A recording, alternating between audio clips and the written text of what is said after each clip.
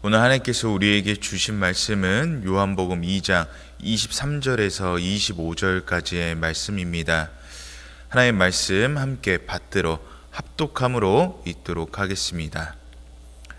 유월절에 예수께서 예루살렘에 계시니 많은 사람이 그의 행하시는 표적을 보고 그의 이름을 믿었으나 예수는 그의 몸을 그들에게 의탁하지 아니하셨으니 이는 친히 모든 사람을 아심이요 또 사람에 대하여 누구의 증언도 받으실 필요가 없었으니 이는 그가 친히 사람의 속에 있는 것을 아셨음이니라. 아멘. 얼리 어댑터란 이 말은 남보다 신제품을 빨리 구매해서 사용하는 사람들을 말합니다. 그들은 신선한 음식을 먹는 그러한 즐거움을 누립니다. 반면 나중에 사는 사람들은 보다 안정성의 만족감을 누리게 될 것입니다. 오늘 말씀을 보면 예수님께서 유월절 사역을 마무리하셨음을 보게 됩니다. 예수님께서는 예루살렘의 유월절 이전에 올라가셨는데 이러한 사실을 23절에 계시니에서 유추할 수가 있습니다. 유월절은 니산월 14일로 유대인에게는 첫 달로 해당합니다. 이는 현대 달력으로는 3월에서 4월 사이에 해당합니다. 수많은 유대인들이 한 곳으로 유월절 가운데 모이게 됩니다. 유월절 이전부터 와서 미리 자리를 잡곤 합니다. 그렇기에 예수님께서 미리 예루살렘에 도착하셔서 유월절을 지내시고 무교절까지 총 7일 이상 이 예루살렘에 머무르셨음을 알게 됩니다. 예수님께서 예루살렘에 계시는 동안 여러 표적을 보이신 것을 23절에서 소개하고 있는데 예수님께서 표적을 보이심으로 많은 사람이 예수님의 이름을 믿었다라고 기록하고 있습니다. 구체적으로 예수님께서 어떠한 사역을 하셨는지 이 공생의 첫 번째 예루살렘 방문 당시에 이 표적에 대한 기록은 없지만 요한은 이들이 예수님의 표적을 보고 예수님을 믿었다라고 말합니다. 그러나 이 믿음은 순수한 믿음이 아니었는데요. 요한복음 4장, 5장, 9장, 12장에서 요한은 계속해서 이 믿음에 대해서 여러 번 언급하는데 이들은 예수님을 인격적으로 영접한 그러한 믿음이 아니었음을 말합니다. 여기서 보고로 번역된 테오룬테스는 마음 혹은 영으로 보고 아는 것이나 깨닫는 것을 가리킵니다. 하지만 여기서는 육안으로 그저 관찰했다라는 의미에서 보고가 사용됩니다. 그렇다는 것은 이들의 믿음은 예수님과의 영적 소통 관계가 아니라 신기함에 믿는 그러한 믿음이었다라는 것을 말하는 것입니다. 마치 신선한 음식을 먹기 원하는 얼리 아답터처럼 400년 만에 나타난 이 선지자에 대한 관심은 어찌 보면 당연한 것일지도 모르겠습니다. 오늘 우리 또한 늘 신선한 것에 목이 마릅니다. 새로운 것을 발견함에 따라오는 원동력을 원합니다. 그렇게 새로움에 대한 이 갈급함, 새로운 양육, 새로운 말씀에서부터 오는 이러한 신선함을 원한다라는 것이죠. 그런데 이것이 정말로 좋기만 할까요? 늘 새로운 것에 대한 목마름은 좋은 것만 있을까요? 이것이 결코 나쁘다라는 것을 말하는 것은 아닙니다. 새로운 것을 원했다면 한층 우리의 신앙이 업그레이드 되어야 한다라는 것입니다. 그런데 보면 이 순간의 배움은 한순간에 즐거움으로 끝날 때가 많습니다.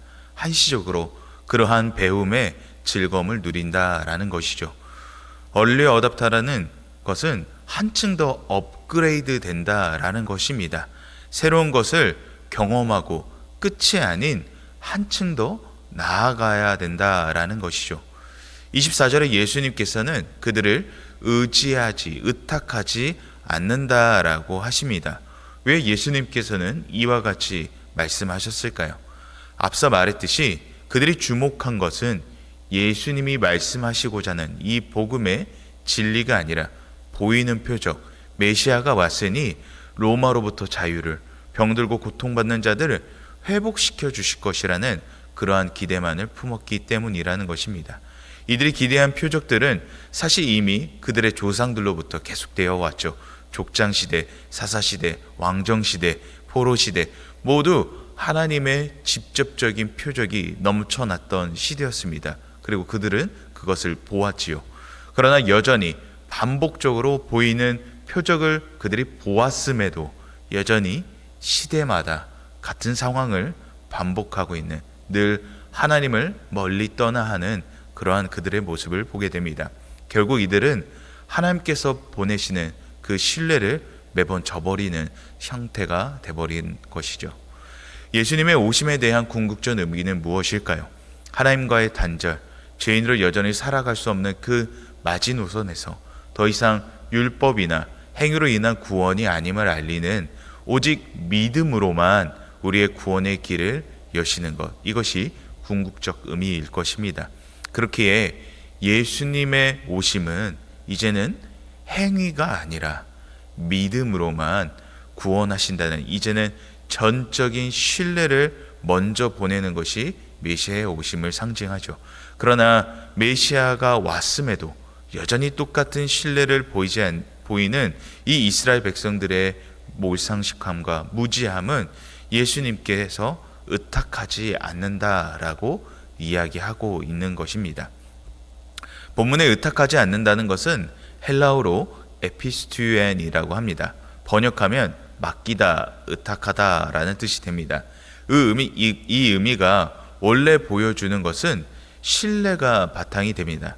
즉 예수님께서 사람을 의지하지 않으신다라는 것은 신뢰하지 못한다라는 의미인 것이죠. 신뢰란 무엇입니까? 굳게 믿고 의지한다라는 것입니다. 사방에 적들이 둘러싸였을 때 서로에게 등을 내어줄 수 있는 그러한 관계, 절대적으로 끊어질 수 없는 관계, 그것이 바로 부부의 관계인 것이죠. 그렇습니다. 주님과 우리의 관계는 신뢰의 관계가 되어야 합니다. 일방통행이 아니라 쌍방이 오가야 한다라는 것이죠. 하나님은 이미 창세부터, 우리 사람을 창조하실 때부터 우리에게 무한한 신뢰를 보내주셨습니다. 그리고 그 신뢰는 인간들의 배신에도 불구하고 결국 예수님이 곧 우리 가운데 오심으로 그 십자가 사건으로서 사람을 향한 그 일방적인 사랑을 계속해서 보내게 되십니다. 예루살렘에서 예수님의 표적을 본 이들은 예수님을 인정하긴 하였으나 신뢰하지 않았지요. 마치 더 많은 표적을 보이라는 듯 그들은 그저 예수님을 선지자나 아니면 그들이 원하는 다른 이상향으로 바라봤을 뿐입니다. 25절에 예수님께서는 아무 증거도 받으실 필요가 없다 말합니다. 필요가 없음을 번역하면 반복해서 뭐뭐할 필요가 없다라는 뜻을 가지고 있습니다. 이미 과거에서부터, 창세부터 이미 하나님께서 사람을 향한 신뢰를 보이셨습니다. 오늘 우리 안에 새겨진 그 사랑이 오늘도 그 우리 안에 내재되었음을 알아야 합니다. 웨스트민스터 신앙고백 1항에서 모든 창조물은 하나님을 아는 지식이 있다 말합니다. 다시 말해 모든 창조물은 하나님을 아는 지식이 내재되어 있다라는 것입니다. 즉 모든 사람, 믿는 자들뿐만이 아니라 모든 사람에게는 이미 신을 알고 있는 그 지식이 있다라는 것입니다. 다만 각자 이해와 지식으로 자신만의 신을 만들 뿐이라는 것입니다. 그렇기에 증거받으실의 헬라어 마르티시레스는 사람의 증거 또는 증거를 위한 누구 것이 성립되지 않다라는 뜻입니다. 즉 하나님은 사실 스스로를 증거할 필요가 없으신 분이라는 것을 말합니다. 그렇습니다. 이미 하나님께서는 창조부터 우리를 향한 신뢰를 예수 그리스도의 십자가 사건으로 그분의 신적 권능을 입증하셨습니다. 더 이상 어떠한 신뢰의 증거가 필요할까요? 말씀을 맺겠습니다. 늘 새로운 것을 쫓아가지 않고 새로운 것을 찾고자 하는 열심 속에 그 안에 담긴 의미를 가지고 업그레이드 되어야 합니다. 새로운 것을 얻고자 하는 욕심은 보이는 것에서 나타나는 것이 아닙니다. 즉 우리 안에 안정감이 우리 안에 자리 잡았을 때 비롯된다라는 것이죠. 그렇다면 안정감은 어디서 오는 걸까요? 하나님을 신뢰하는 연습 속에서 업그레이드가 됩니다. 오늘 내게 주시는 말씀이 내게 적용이 되냐 안 되냐에 초점을 두는 것이 아니라 말씀 안에서 하나님이 말씀하시고자 하는 것에 우리는 집중해야 한다라는 것이죠. 말씀에 집중하는 것은 무엇일까요? 반복적으로 신뢰를 쌓는다라는 것입니다. 신뢰하지 않으면 그 말씀은 내게 들리지 않게 됩니다. 내 상황에 따라, 내 입맛에 따라 말씀을 그저 맞추기 바쁘다라는 것입니다. 이것은 신뢰하는 것이 아닙니다. 진정 말씀이 내 상황에 따라 조정이 되어야 되고 조명이 되어야 합니까? 아닙니다. 하나님의 말씀은 하나님의 뜻 가운데서 읽어 나가야 되는 연습이 필요하다라는 것이죠. 묵상과 해성이라는 책에서 두 명의 인물의 말씀 해석을 소개하고 있습니다. 한 명은 본 회포 목사로, 그가 2차 세계대전 당시 미국에 머무르고 있었는데 이곳에 머무르면서 안전을 도모할 것인지 아니면 독일로 돌아가 히틀러에 대항하여 싸울지에 대해서 기도하게 됩니다. 그때 그러다가 이 디모데후서 4장 21절을 묵상 중에 기한이 오기 전에 돌아가는 말씀을 이 알레고리적으로 해석하여 이 독일로 돌아가게 됩니다. 또 다른 해석은 어떤 성도가 이사야 54장 4절 5절을 읽으며 과부와 남편을 자신과 하나님을 가리키는 것으로 이해하므로 하나님이 자신에게 직접 주시는 위로의 말씀을 받아들입니다.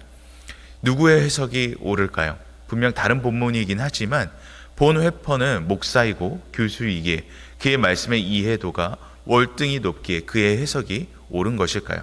반면 성도는 말씀의 문맥으로만 그저 이해했기 때문에, 이것을 비유적으로 이해하였기 때문에 잘못 이해한 것일까요? 사실 둘 다 잘못되지 않았습니다. 말씀은 한 시대적 상황이나 한 처지에 대해서만 비유적으로 알레고리적으로만 이야기하지 않습니다. 왜 그러합니까? 말씀이 살아있기 때문에 그렇기 때문입니다. 그렇습니다. 말씀이 살아있기에 우리는 말씀을 고착화해서 해석해서는 안 됩니다.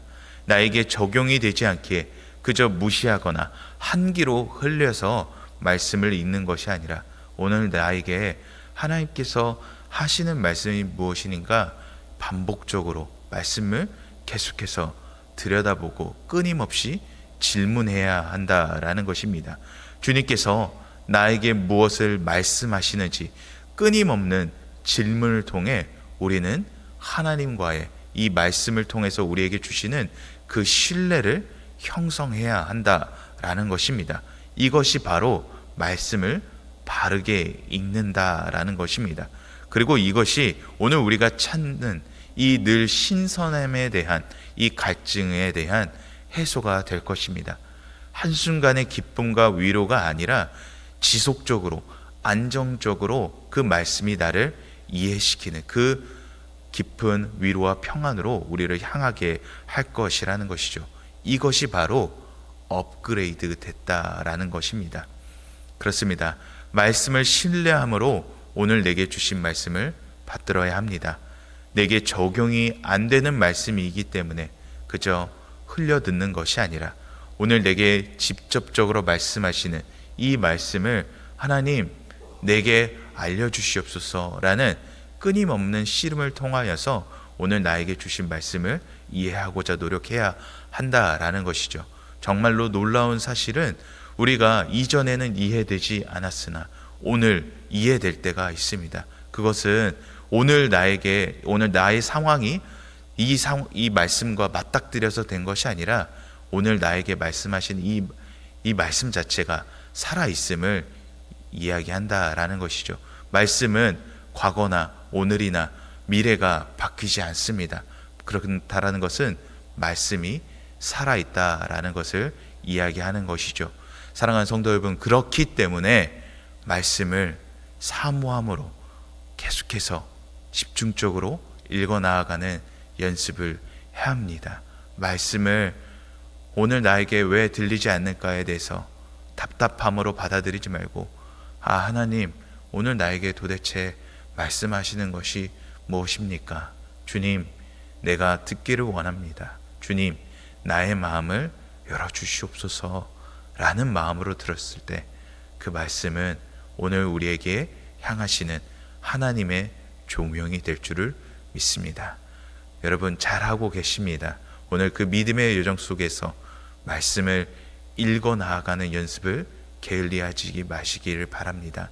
말씀만이 오직 우리를 믿음의 여정에서 승리의 길로 이끌어 갈 수 있음을 믿습니다. 오늘도 그 믿음의 여정 속에서 주님과 진정으로 동행하며 나아가는 우리 모두가 되기를 주님의 이름으로 축복합니다. 기도하겠습니다. 살아계신 하나님 아버지, 감사합니다. 하나님, 늘 우리에게 말씀하시고 계시나 하나님, 우리는 여전히 우리의 시선을 돌려 새로운 것에, 신선한 것에 목을 메고 있었음을 하나님 바라보게 됩니다. 하나님, 여전히 그러나 주님 말씀을 통해 우리에게 말씀하고 계심을 우리가 오늘 말씀을 통해서 바라보게 됩니다. 주님, 오늘 내게 말씀하심을 하나님 내가 듣기를 원하오니 내 마음의 문을 여시고 내 마음의 밭이 주님께 향할 수 있도록 하나님이 인도하여 주시옵소서. 내게 주신 말씀을 통해 하나님 오늘도 승리하며 나아가기를 원합니다. 주님 나와 동행하심으로 하나님 내 마음 가운데 주님만을 향하게 하여 주시옵소서. 감사드리며 살아계신 주 예수 그리스도의 이름으로 기도드렸습니다. 아멘.